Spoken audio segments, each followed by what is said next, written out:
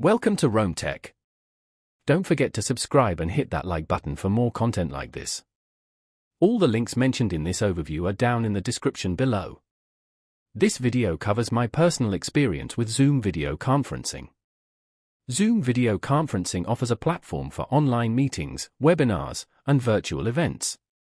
It's targeted towards individuals, businesses, and educational institutions needing a reliable way to connect remotely.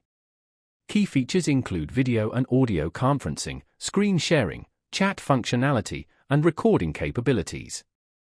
Their website provides details on the various plans and pricing options. Zoom emphasizes ease of use, with a simple interface designed for accessibility.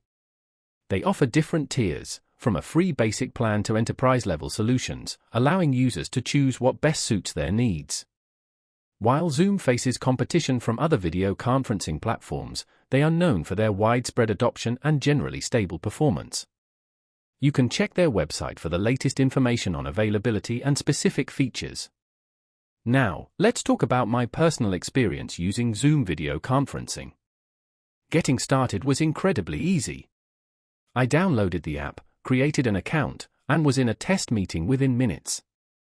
The interface is very intuitive. Scheduling a meeting is straightforward, and joining one is as simple as clicking a link.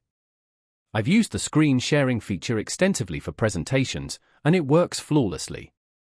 I also appreciate the breakout room functionality for smaller group discussions. The video and audio quality have been consistently good in my experience, even with multiple participants. I did have a quick question about recording settings, and their support team responded within a few hours via email, which was helpful. I was really impressed by how easy it was to integrate Zoom with my calendar. The standout feature for me was definitely the virtual background option, which is fun and helpful for maintaining privacy. One minor drawback I noticed was that the free version has a 40-minute time limit for group meetings.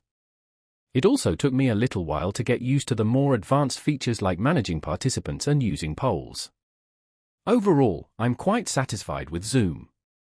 While the time limit on the free version can be a constraint, it generally met my needs for both personal and professional use. That's my overview of Zoom video conferencing. If you found this helpful, please give it a thumbs up and subscribe to Rome Tech for more reviews and tech tips. Check the description for any relevant links. Thanks for watching.